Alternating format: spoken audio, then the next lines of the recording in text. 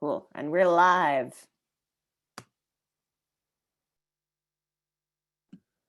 Yeah.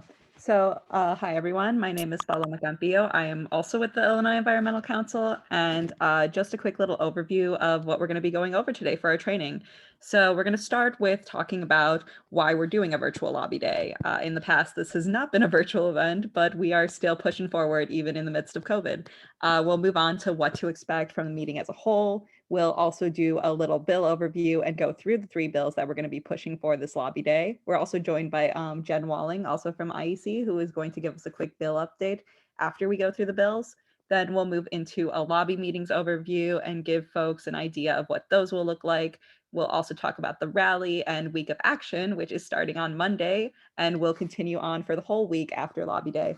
And then we'll open it up for questions. But as Kelly mentioned before, please feel free to throw any questions you may have into the chat, and we'll be keeping track of those. So yeah, looking forward to this. Awesome. Now, Paloma talked about it a little bit, but why we are doing a virtual lobby day this year? As we said, we can't let COVID stop us. We've had a lot of success doing virtual lobby days. We found it's a great way to meet legislators, especially with some of the constituency that I deal with who have health issues that don't allow them to make the journey to Springfield. This is really optimal for this kind of a group of people. And it's something that I feel is going to keep us in the mind of legislators as we work really hard to get CEJA passed this year and all of the other important bills that we're talking about this lobby day. Another massive important reason is that talking face to face with your legislators and sharing your personal story about how you're connected to legislation is one of the key things that we need to move legislation forward. These legislators are constantly in spaces with people like Paloma and Caroline and I and Jen Walling that give them so much information in black and white about these bills. They're in the room as these bills are created, even at times, and in parts of the conversations where we're generating these bills, but they don't know how you are connected to these bills. They don't know why you feel compelled to show up for clean energy. Maybe you have a child with asthma who will do better if their air is cleaner. Maybe you're concerned about your brother in the solar industry. Maybe you have family in an environmental justice community. Maybe you live in an environmental justice community. And oftentimes these stories are what get bills over the finish line. And oftentimes these legislators remember your personal story and how you're connected to that legislation more than they would ever remember the facts and figures that advocates and activists and people that sort of do this kind of work can tell them. That's why we're so excited to see so many people. That's why it's hugely important that you find a way to personally connect to this legislation, and why it's important that you're sharing your voice with these legislators. It also shows, as we can see, there's over 100 people in this training.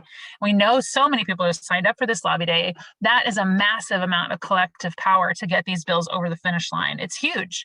And so it's really, really critical that we show up in this space and make sure our voice is heard, especially for a bill like CEJA that has been in process for so long. To see that there's still that same amount of collective energy behind it is really, really critical to get it over that finish line. And also, and in my opinion, most importantly, environmental justice can't wait. As we've seen in communities all over the state, there's a massive amount of burden that just gets heaped and continually heaped on environmental justice communities, increasing health disparities, making people more vulnerable to the coronavirus, making people more vulnerable to the economic upset that's happening because of this global pandemic. And it's really critical that we show up in this space, because some of the tools that we have had up to this point aren't working, and we need to go further and we need to do more. So that's a huge reason why it's really, really important. And I'm so excited that all of you are here today and also for this coming week. So I think next in line, we have Caroline. So I'm going to throw it to her about what to expect this week. Yeah, thank you, Kelly. And I realized I didn't introduce myself. So hello, I'm Caroline Wooten. I use she, her pronouns. I work for the Illinois Sierra Club, one of many, many groups who are working together to put on this lobby day. So we want to let you know what to expect for this virtual lobby day. We hope that you will have 2 lobby visits, one with your state senator and one with your state representatives. These will be via Google Hangout or Zoom. They'll be set up by your lobby guide, who is the person who is on point for reaching out to your team, making sure they get their meeting set up, being there in the meeting to make sure that technology is working, et cetera, and being there kind of to answer questions that we might not know, although not everyone knows all the questions. So that's one thing to expect. We also will have a virtual rally at noon. It will be noon to 12:30. It's really fun. There's going to be a DJ. We encourage you to make signs. It's a great opportunity to hear from speakers around the state who can talk more about these bills and why we need to take action. And then the other thing on top of these meetings and the virtual rally is a week of action. So there's going to be a web page that you'll get sent with small things you can do every day from your home, but that will help us pass all of these bills beyond these two things that we mentioned. So some of it might be social media actions, some of it might be making phone calls, some of it might be sending email messages, etc. So those are the three things to expect. I do see a hand up. I think we want to save and do questions at the end. So Marilyn, if you'd be willing to put your question in the chat, and then if not, we'll get to it at the end.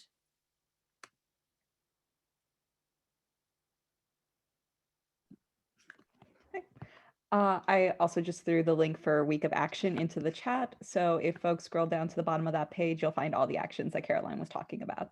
Okay, so our lobby day this year is going to be on environmental justice, and we've used that phrase a couple times already, but what really is that? So I've included in here a ProPublica video with a brief history of environmental justice in the United States and what that really means and what it looks like. So.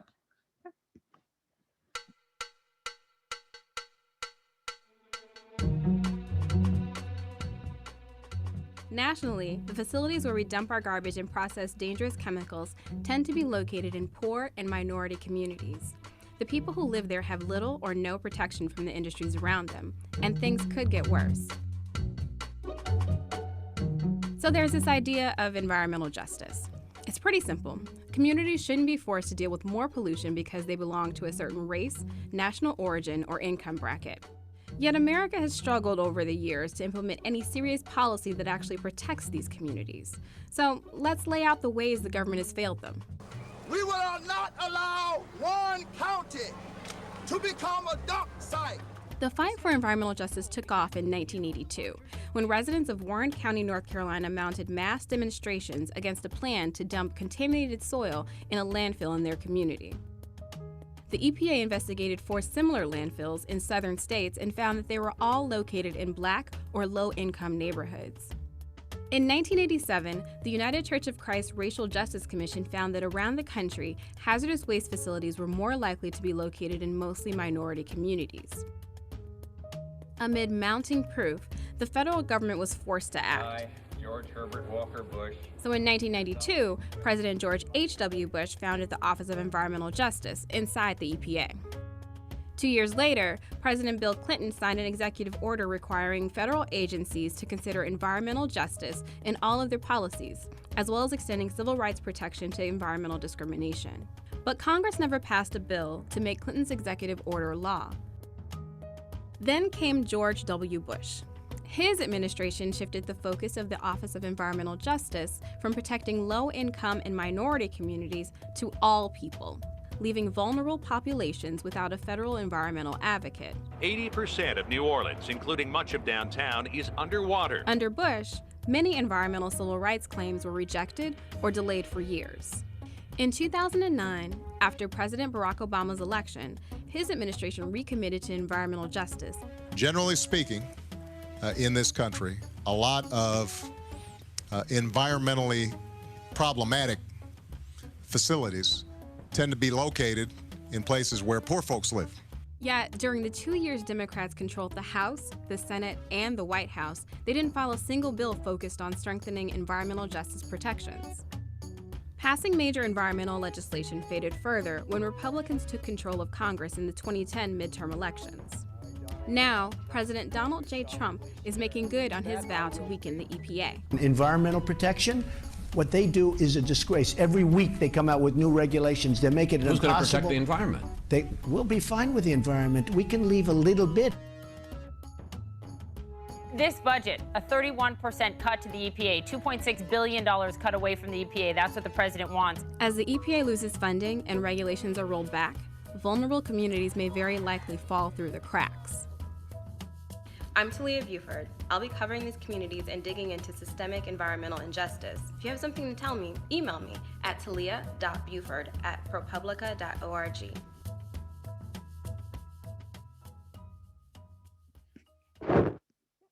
So as we can see, environmental justice is a very serious issue throughout the whole entire country, throughout most of the world. Like, there is a very big issue with disproportionately lower income and BIPOC communities being overburdened with a lot of pollution. So I do want to open it up right now to see if any folks have any reactions to the video, any thoughts on environmental justice generally. I'm seeing one. Kara, I will put a link to that in the follow-up email I'll be sending out with the recording.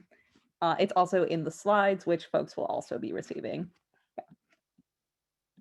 Yeah, so basically we're doing an environmental justice lobby day because the environment is not just an issue of like our planet and like recycling, but it is an issue that impacts a lot of people's lives and involves a lot of equity issues that need to be taken into account as well.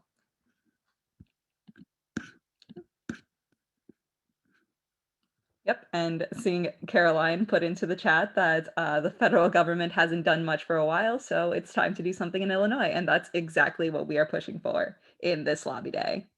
So yeah, with that, I will pass it, I think, over to Kelly for the next slide to get us talking about the bills we're going to be actually focusing on. Yeah, I don't want to gloss over what just happened. So I will remind everyone that we will come back to more conversation about environmental justice, especially if you have any questions that have come up. That's such a thought-provoking video. And I know it's a little tiny bit outdated with the new administration that we have in place, but also, as we've seen with administrations, both at the state and federal level in the past, sometimes a lot of times there's a lot that gets said during elections that doesn't get executed during terms. So that's part of why we do days like this and we push for legislation like this, because it's amazing how quickly legislators forget what they've promised. So that's why we're here, which leads me to CEJA, right? CEJA is something we've been working on for a really long time, and CEJA is something that's really critical and important, and I'm going to tell you a little bit about it, but it is such a comprehensive and thorough bill. As you can see from the slide that we've prepared on it, there are so many different components that are all really, really expertly laid out and defined on the website that's linked in the slides, and there's a ton of detail there. But I'll just give you the big broad overview, right? So the Clean Energy Jobs Act is a comprehensive climate and energy bill that centers equity and puts Illinois on track to achieve 100% renewable energy by 2050. It's the product of hundreds of listening sessions with community members around the state, and it represents the voices of over 100 plus organizations and businesses that make up the Illinois Clean Jobs Coalition. There is so much in this bill that is so comprehensive, and the great part about it is that it doesn't have it doesn't have the same kinds of concessions that we've had to make previously in bills where utilities really make all the decisions, and we've been able to really craft a bill with communities around the state that's been really comprehensive. And we really want to get it over the finish line because we're headed towards a few deadlines that are going to make it really hard for some industries to continue. Good, Paloma put the link in the chat. And it's really, really important that we get it passed, not just for the reasons that are all bulleted on the slide, but also because this is an environmental justice lobby day, for the components of it that really help increase the access in communities that need it to clean energy and to better jobs and better resources. Again, though, I just want to pump the brakes on this for a hot second and say, if you go and you read everything in the world about the Clean Energy Jobs Act and you understand all of the little different pieces and parts, that's really great for you so that you have a comprehension. But what I really would love for you to take away from that is your connection to those parts, right? It's really, really critical because, like I said before, and I know that people sometimes feel that connection to fact and want to express that in a legislative room, but I just implore you to find something that you relate to in the bill and share your story. I just saw somebody put in the chat conversations about asthma, about a sick family member, about COPD, about cancer, about clean energy, about economic vitality, that kind of stuff that you are connected to. Because I guarantee you, I mean, I don't even need Jen to come off mute for this, but I guarantee you Jen Walling has talked to every legislator about the details of this, and they've had the bill for a long time. They know what's in it, but what we need is your story about CEJA. That's what we need, and your story about these other bills that everyone else is going to describe to you as well. So I really want to make sure that I impress that upon you. And if you have questions specifically about the bill, I encourage you to either ask them here or go to the website, because it is so comprehensive about every bit and piece that's in there. That's on purpose so that you can access it, so that you do know what it's about. And the next thing we're going to talk about is the lead service line replacement bill, which I believe is going to be Paloma discussing that. Yes. Okay. So as we mentioned, we are not just pushing for CJED this lobby day. We also have two other bills that we're going to be lobbying for as well. The first of which is lead service line replacement, which I know Jen's going to mention this once she does her bill update, but it did recently pass out of the House. So we are super pumped about that. And we are ready for new service lines in Illinois that are not neurotoxins. Anyway, so if you didn't know, Illinois has a really bad lead problem at the moment. About 1/8 of all lead service lines in the United States are currently located in Illinois. It's estimated around like 700,000 service lines are currently in the state. That means that there are currently 350 kids in Illinois who are living at risk of lead poisoning. And it's also a huge equity issue because 65% of Black and Latinx Illinoisans are living in communities with 94% of the known lead service lines. So once again, bringing back that intersection of environment and equity, because that is a hugely disproportionate number, and that should not be the case. Lead is also something that we know you should not be drinking. It's not good for you. It is linked to several known health conditions, such as long-term cardiovascular disease, long-term reproductive problems, long-term kidney issues, stunted growth, lower IQ, learning disabilities. The list goes on, and we know that it is no good. And that is why lead service line replacement is one of the bills we're pushing for, because this bill would actually offer Illinois with an opportunity to take some action on this issue and to rectify the problem. It would require all the lead service lines in Illinois to be replaced. And that is something we desperately need, because we can't have our people and our communities being put at these adverse health risks. Okay. And if we could move on to the next slide. Yep. Okay. And then our other bill that we will also be pushing for is environmental justice permitting. So this bill was recently filed. It is House Bill 3090 Amendment 1. So that is on some fact sheets that folks should have received, and I'll also be sending out later. But basically, this bill is needed because right now our zoning and permitting laws in the state allow for huge amounts of environmental racism to slip through the crack. I think I saw Patrick put in the chat earlier that like General Iron, which is an issue happening in Chicago, is a huge example of environmental racism. This is a facility that is a scrap metal recycler that was formerly located in Chicago's affluent and predominantly white Lincoln Park neighborhood. While it was there, it racked up a number of environmental citations and violations. It spewed toxic fluff. It was prone to fires and explosions, but it still got 2 out of the 3 permits that it needs to relocate to Chicago's southeast side, which is a very industry-heavy neighborhood that is already environmentally overburdened. And while we see this, and we see very clear equity issues and very clear environmental issues, it's perfectly legal for them to get those permits, and it's perfectly legal for them to most likely get the 3rd permit they'll need and to relocate. And you see issues like this happening all throughout the city. So that's why we're proposing this bill. It's based around these 6 asks by the Chicago Environmental Justice Network, which I'm not going to go through right now. As I mentioned, you guys will all get these slides, and these are also on a fact sheet. But basically, all these principles are based around creating new avenues for communities to be able to have standing to advocate for themselves and to advocate for their healths and for the land in their communities to be used in a way that actually is in their interest. So it would make for a much more just, much less industry-friendly permitting process in Illinois. And with that, I do want to open it up to Jen, who has some updates on where all these bills are right now. There we go. And I'm happy to answer some of the questions that were in the chat or more specifics about the bill.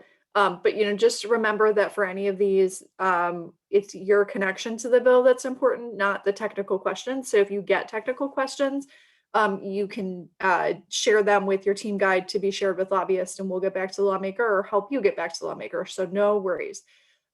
So with CJA, which is HB 804 and SB 1718, HB 804 or the House bill has been moved out of committee. And I guess I should, in the important part here, an important deadline was on Friday, which is third reading deadline. So actually, technically, other than the lead bill, any of these bills are going to look like they haven't met deadline to a lot of lawmakers, but they are still very much alive. And so with HB 804 and SB 1718 CJA, everybody knows those are under consideration, under discussion, and we just really want to encourage lawmakers to pass those those bills as completely as possible, solving the issues that are plaguing climate and equity in our state. So, just push those forward. Even though they haven't met deadline, those are bills that are alive.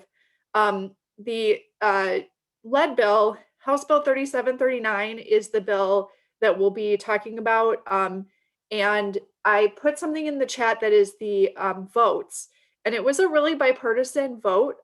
So HB 3739 was voted on by the Illinois House, and it had 76 yes votes. There were a lot of people out yesterday, so that kind of explains why there weren't some more. But we did have 10 Republicans vote yes.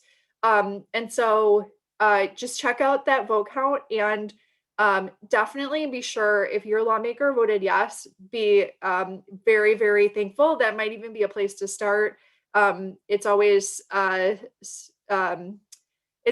to start with a yes and an excited thank you, or maybe end with that. If they voted no on it, the bill may still come back to the Illinois House. There may be some tweaks, in which case it might need to come back to concurrence.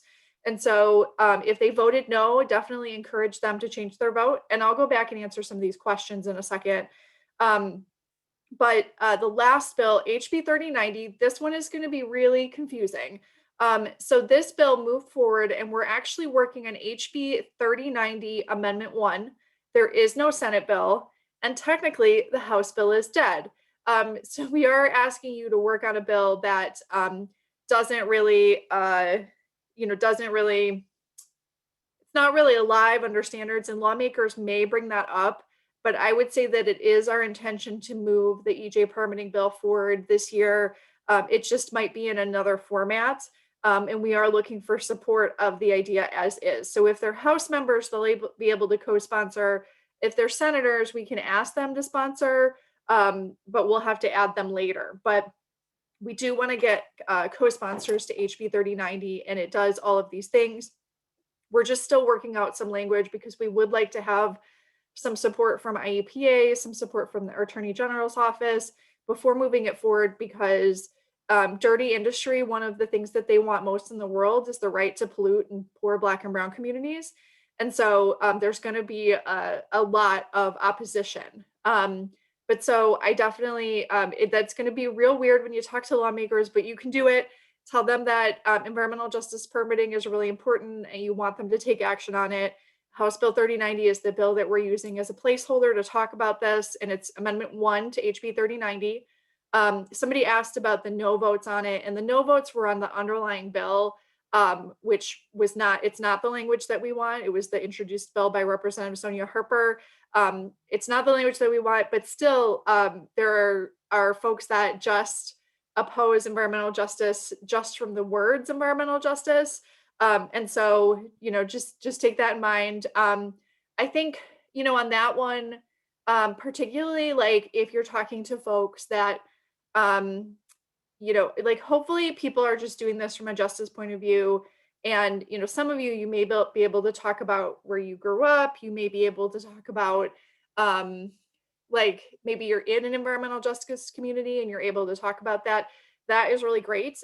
If you're not, you can definitely identify with, here are a few examples, and we provided some background stories on things that are happening all over the state. And not all of them are things that would be impacted by this, but it does talk about the purposeful disinvestment in Black and Brown, not just low income, but middle class communities. And then also environmental racism that has cited permits in these areas, and some of the examples there.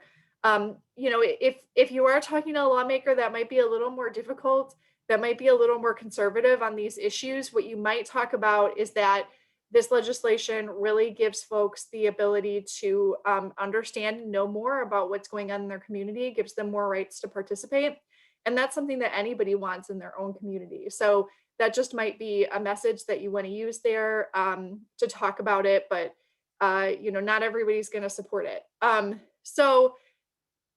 Those were some of bill updates. Should I answer some of these questions? I know there were a lot of questions about the lead bill and the funding source and some other things. Should I answer some of those now? If there's some quick ones, I'd say answer it. I think Okay, that's cool. So yeah, everybody's going to have the question about the funding with the lead service line bill. And so we did originally start with a fee that would have gone statewide, and there was too much opposition to move that forward. So essentially what the lead service line bill does is it requires every community to find where their lead service lines are. It requires them to put a plan together to replace them and then actually start replacing them. The actual replacement mandate doesn't start until 2027, which gives us 6 years to work on a solid funding source. It creates an advisory board to talk about that funding source and what it should be, but also gives communities the ability to move forward with funding it with protections for low-income customers. So there's no solid dedicated funding source that we would like, but we're going to work towards that. And part of it is the catch-22 of the fact that we don't know how much this is going to cost because we don't know how many there are. And we don't know how long it's going to take to get them done. And so we need to figure that out to get the money. There is a lot of federal money, like billions of dollars in federal money for lead service line and water infrastructure that we're hoping that we can really set Illinois up to get in a better way, since we have 1/8 of all the lead service lines. So there is a guaranteed amount that we're going to start with, and that'll help a lot of these communities that are more low income with the planning process. So I think that that is really important, but it does, I think it has in terms of the timeline, it ranges from 5 years to like 34 years in terms of how long you have to complete your lead service line replacement. So the city of Chicago, which has over 400,000, may be taking up to 35 years. In some other portions of the state, it might be 5 years or less. And we have some of that information on the fact sheet. But I think don't worry about that as much, just lead service lines need to be replaced. And then I would also say, you know, if folks are really pushing back about the funding, like we're funding lead service lines existing right now, except we're paying for it with higher criminal justice and education dollars instead of paying for it with straight up cash. And so, you know, this is really important. So yeah, somebody had just put in HB 3739. Make sure to check out the vote count and how your lawmaker voted and say thank you or no thank you. You know, but you know, I'll end where I'm talking about now. But my biggest tip to everybody: please be polite, no matter what, even if it's the worst person and they're mean to you, because I'll hear about it later as a lobbyist. So we're doing our best we can, and I really appreciate everybody being involved. And I'm happy to answer some of these other questions later, but I think we're moving on. So Yeah, that sounds perfect. Thank you, Jen. Is this me or is this someone else? That's you. Okay, great. So once again, you'll have 2 visits, hopefully, one with your state representative and one with your state senator. You should have a lobby guide whose job is to schedule that meeting, be in touch with your team, set up a Google Hangout or Zoom. Let us know if you haven't heard from your lobby guide. You can email Paloma. And Paloma, do you mind putting your email in the chat? I'm sure you've done it a couple times now. And in some cases, we can't get meetings. Either the legislator is really busy. In some cases, we might be able to get a meeting, but it might be like a little bit later in the week. Or in some cases, it's a legislator who is just not wanting to meet with us, which is annoying. In which case, if your legislator can't meet with you for whatever reason, you should still gather as a team, and you can write personal letters / emails to your legislator being like, hey, you know, we are having this lobby day. We wanted to meet with you. Here's the bills that we're advocating for and why I want you to support them. And basically say what you would have said in the lobby meeting, but in an email or letter. All right, this one is me. I've said this many times before, so how apropos that this is my slide. Again, you do not have to be an expert. You just heard Jen Walling speak. Jen is an expert. Every legislator in Illinois knows Jen Walling's email address and phone number, probably. So you don't ever have to worry about being the expert on any of these bills, because there are plenty of experts that are already working on it and are very easily contactable. Again, the most powerful thing you can share is your personal story and how you are connected to the bill, right? I've said this before, I'll say it again. You're worried about climate. You're concerned at the speed with which climate impacts are happening. You're worried about the economy. You're worried about jobs, relatives who work in the energy industry. You're worried about your kid with asthma, your grandmother with COPD. There's a ton of ways to link yourselves to this bill, right? And this is just the beginning of this whole process. So as Jen mentioned, it's really, really important to create that relationship, because as these bills do get passed and we move into the part of implementation where we're all involved in this again in a different way, it's important for you to have laid the groundwork so that next time you walk in the room, that legislator goes, oh yeah, how's your little girl? Is her asthma okay? Or, oh yeah, how is your brother-in-law doing? Like, this is the kind of stuff that gets bills over the finish line. We were working on a lung health bill a few years ago, and a young man who is an advocate, he's a teenager with asthma, he told his story in a legislative office right before the floor vote, and his story was repeated on the House floor, and it moved people to vote in a certain way because that story connected people to a human that's impacted by the legislation. And that is critical. You know, you have to do that because bills pass over legislators' desks every day in all kinds of different bills. And so what you say that makes this stand out and makes it really important is what will get these bills over the finish line, right? They can and will, as Jen mentioned, call her with any questions. They will call the other lobbyists with any questions. They'll call my lobbyists at RHA with any questions, but they need to talk to you because they have to understand why it's important. And again, you're starting this relationship or continuing this relationship. So it's really, really, really critical that you're polite and courteous, but also that you get your point across, because if these elected officials are people that you voted into office, technically they work for you. So make sure they understand how you feel and why it's important that this bill get passed. And as Jen mentioned, don't worry about getting hung up in the minutia. Stick to your point. If you have a legislator that tries to take you down a wayward path and asks you a question that you can't answer, just say, you know what, I'm not sure. I'll write it down and I'll get the information for you. So that's a big, broad overview of what you can do in that space. And understand that in the Zoom space too, if you start to feel weird and awkward, you can just mute yourself or throw it to somebody else. That's what's nice about not being in a room with people. So feel free to do that. Oh, Joy has a question that feels appropriate. Are we expected to spill like on each bill or just one? I feel like you got to follow the flow of the meeting, but I think there might be some more information when we get to Q&A where we can talk about that kind of stuff too. So I'm going to throw it to, I'm not sure who's next. Let me look.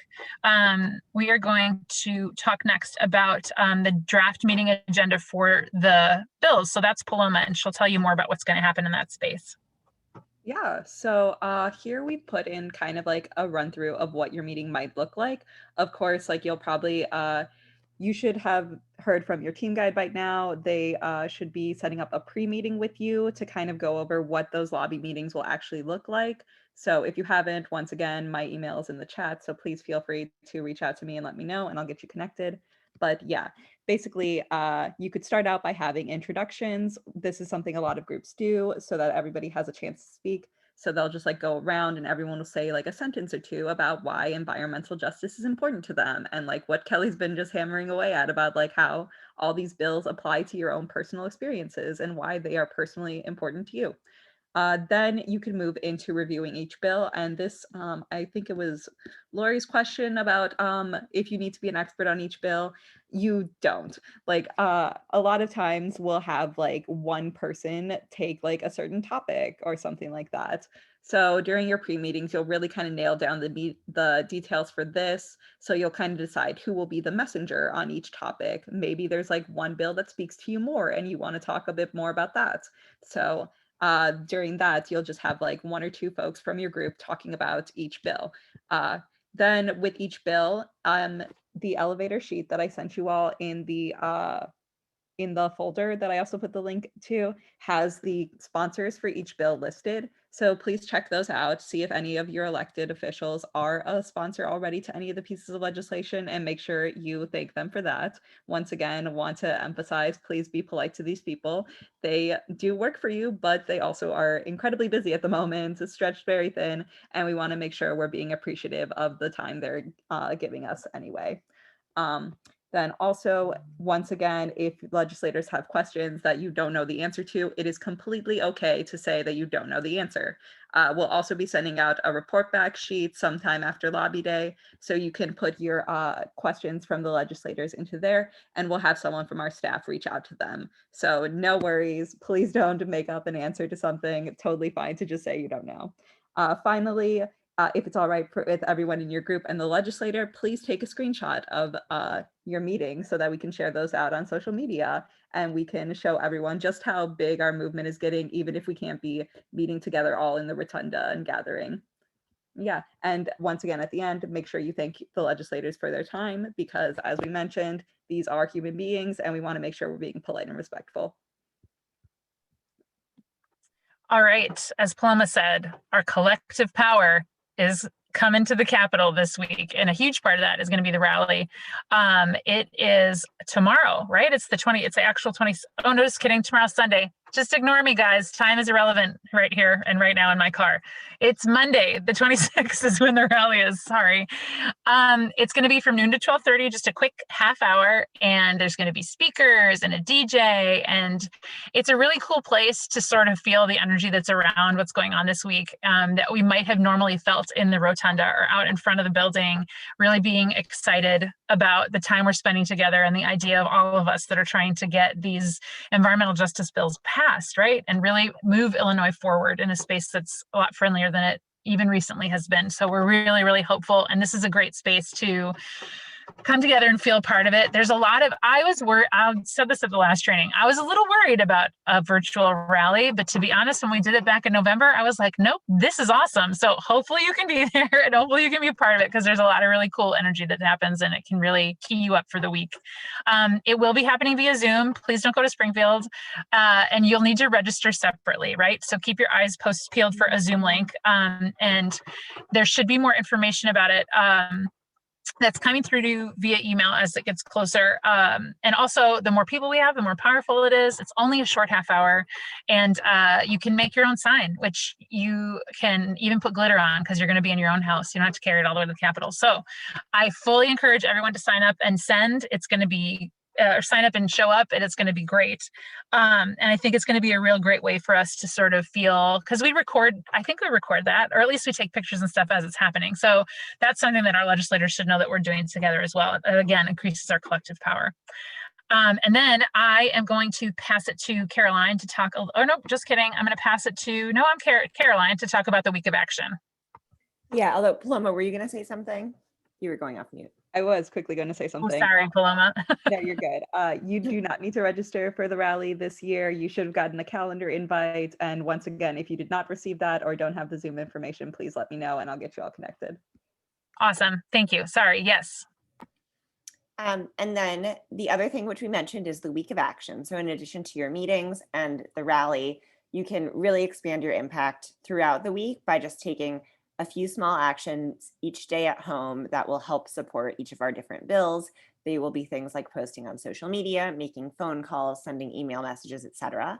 And did you put the link to this in the chat already, Paloma? I may have, but I'm about to do it again. Okay, so Paloma's going to put the week of action link in the chat.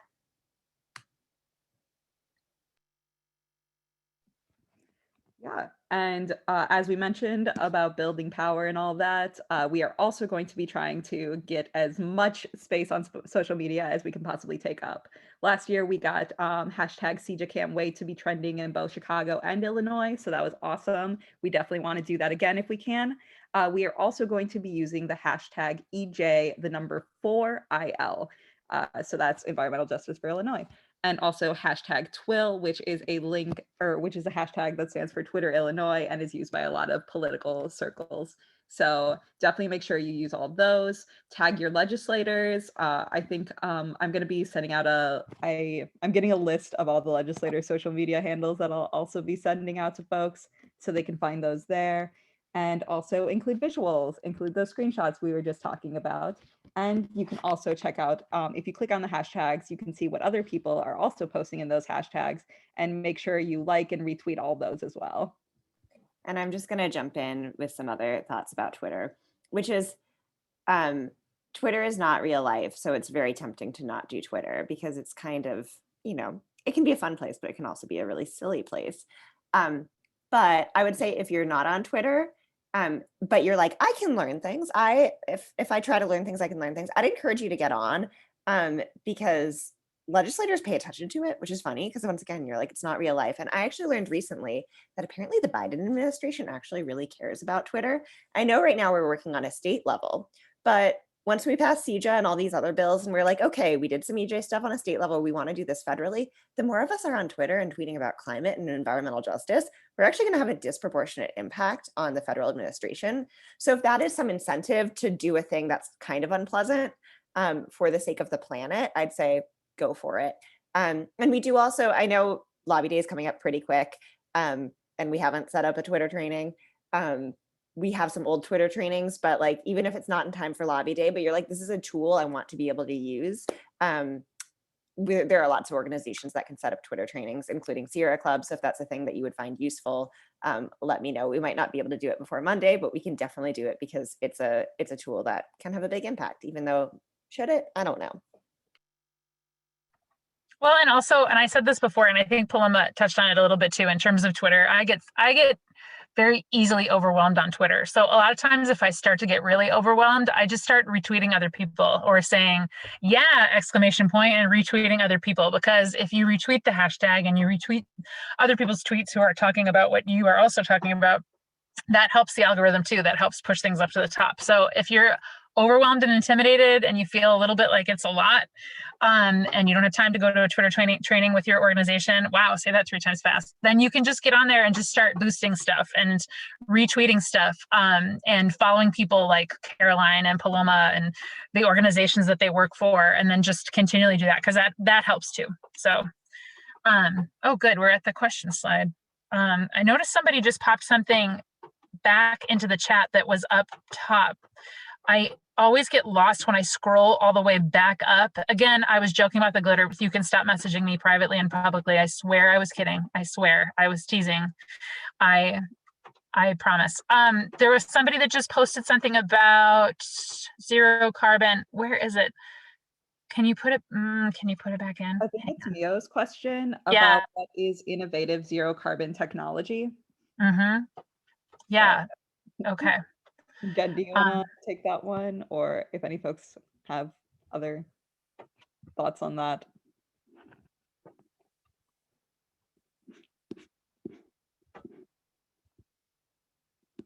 No. Sorry, which question?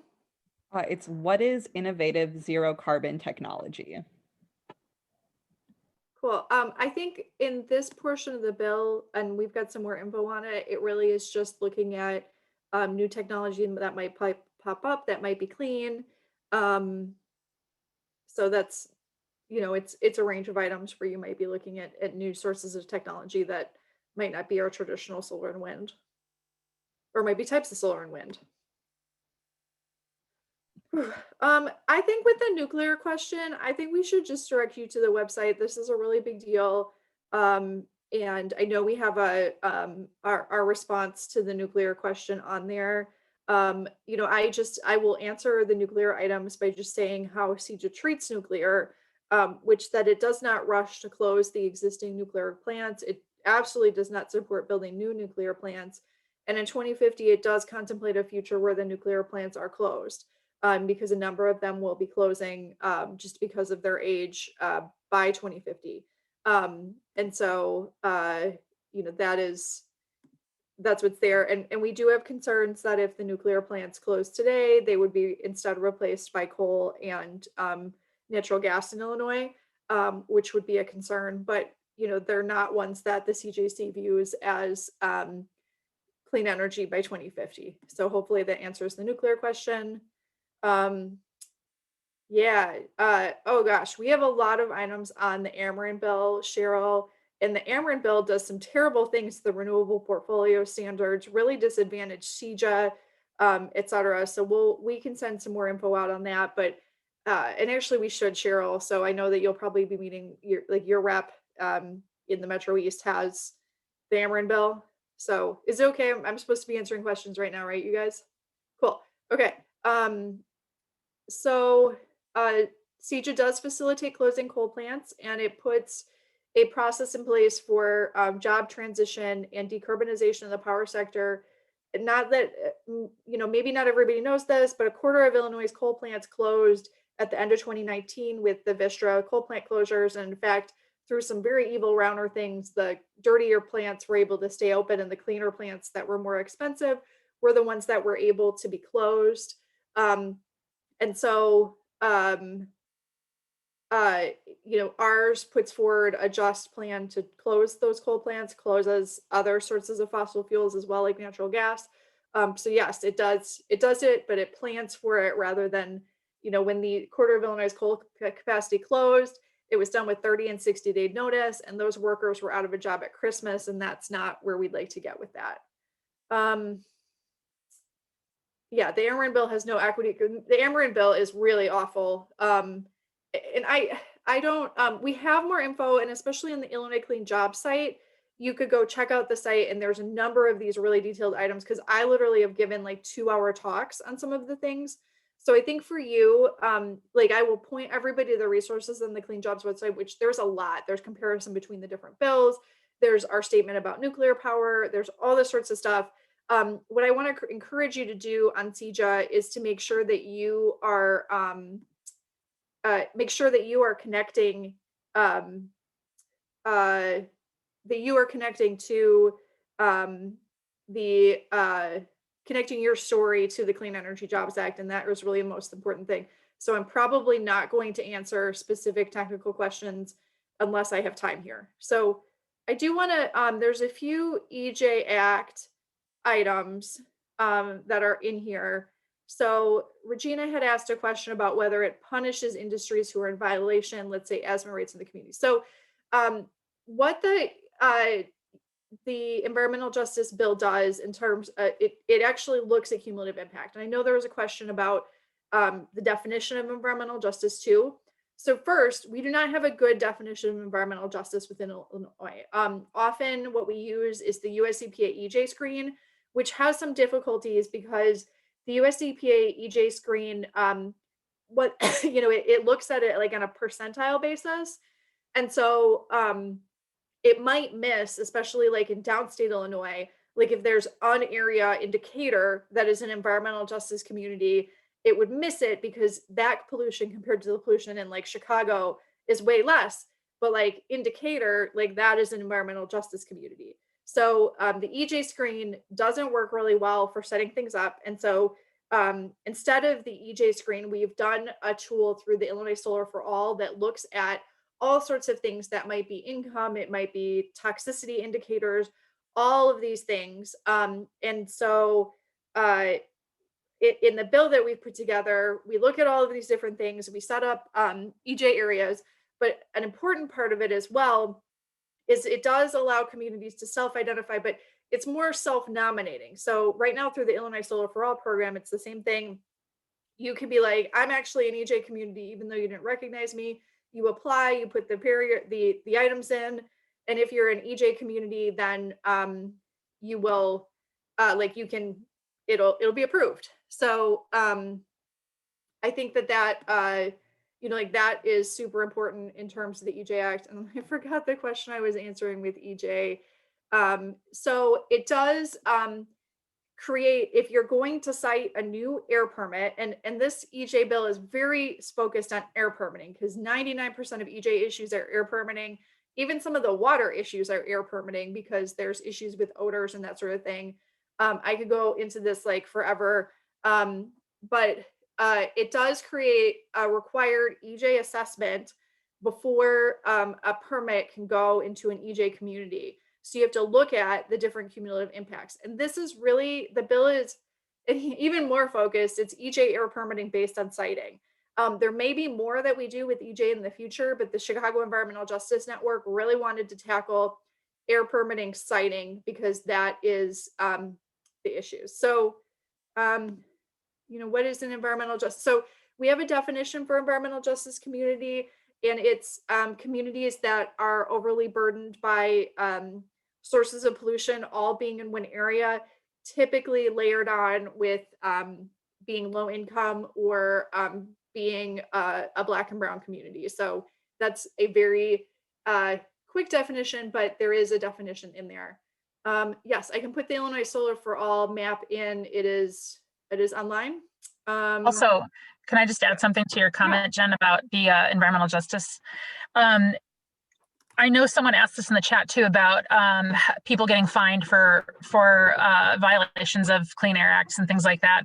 If you think about the quantity of money that these corporations make, the fines that are in place and the fine structure that is established right now, especially when you don't consider cumulative impacts, I said this at the last training, it's the equivalent of having to put $1 in the swear jar, right? So it's not anything that's going to stop anybody from doing what they're doing, right? And there are a lot of places in Illinois where they're running on expired permits, or they're running with provisions in place and they don't have to follow the rules exactly because there's a lot of difficulty enforcing this kind of stuff as well. So hopefully putting this bill in place will be just one more stopgap so that we don't have to rely on the crummy structure that is in place, but that doesn't catch all of the leaks moving forward to help just bolster up the ability to slow things down or hopefully stop them in communities that are already heavily burdened. So I hope that helps answer the question a little bit better.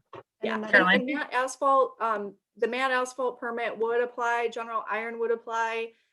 Regina had asked a question about fossil fuels, and the particular text that you point to is already existing law. But there are coal plants need Clean Air Act permits too. This would apply to them. So, and I did want to answer, Nancy had a question about CEJA and its timeline. So I think there's a huge possibility like this gets done May 31st. There are really intense negotiations going on right now that are like every single day with all of the different bills. And our hope in it is that like this is going to be the first time this is like our bill, and like we're leaving out a lot of the fossil fuel sources that have been in every other bill, and there's a utility accountability, but there's discussions going on every day. If this doesn't pass in May, there's going to be some issues with like the solar jobs cliff. There's going to be some issues that the nuclear plants run into. There's going to be some issues with utility accountability and the formula rate. It's like there's a lot of cliffs happening that make it that they have to do it.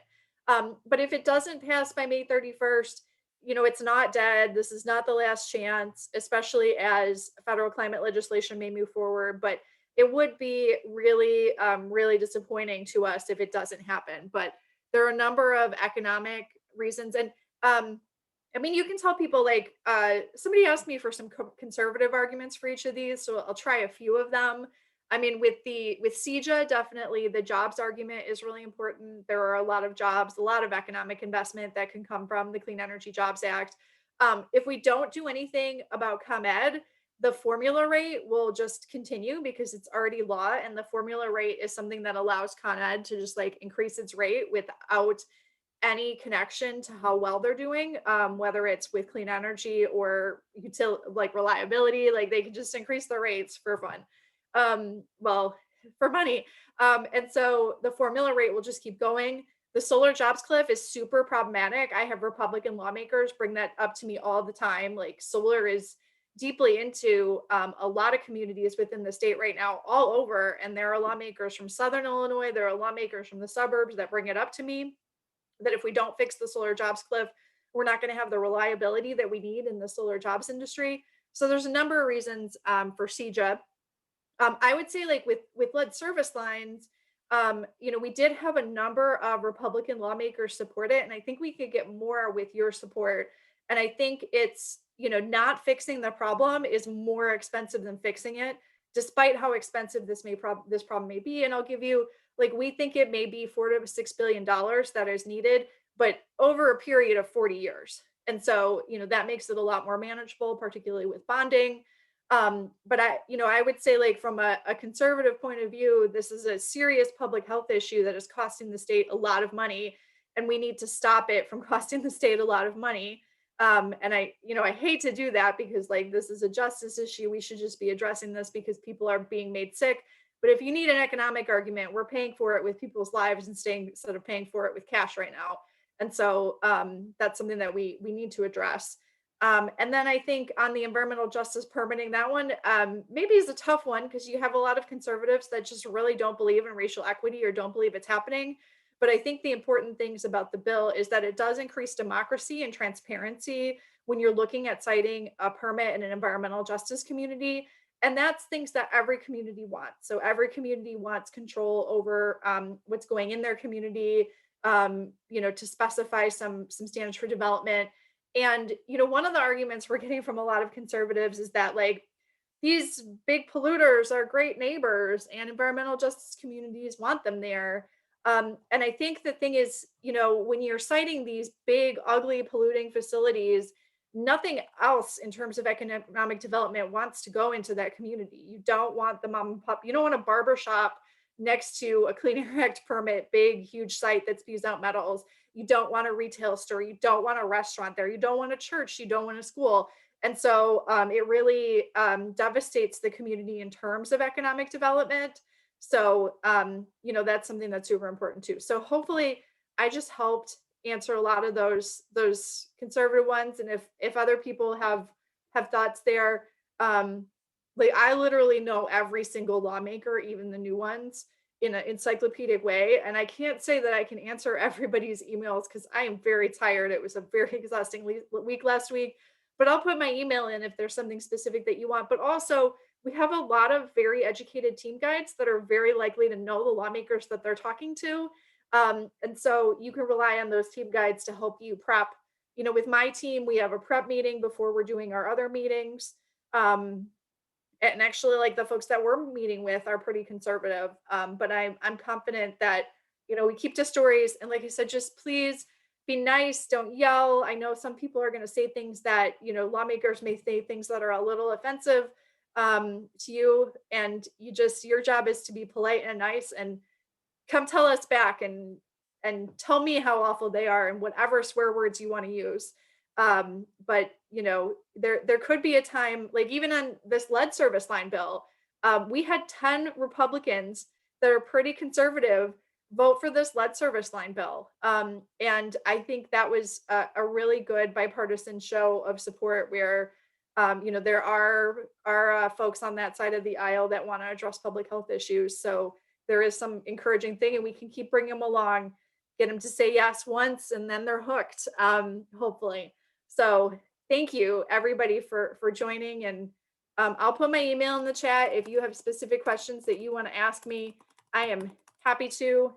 I know this is a little different than what we normally do in terms of just we have a few bills this year, but it's really important. And I know the environmental justice groups really are excited for us to work on them. So thank you. That's all I have for answering questions. Sorry for taking over there, you guys. Thanks so much, Jen. That was all super awesome. informative. Yeah. It is 1:34 though, and I do want to be mindful of folks' time. So with that, I'm going to thank everyone for coming by. I'll also be sending out all the resources, all the recordings for this and all that in an email following this, also with Jen's email in case you have other questions that we didn't get to. But yeah, with that, thanks everyone for hopping on and looking forward to seeing everyone on Monday. Bye guys.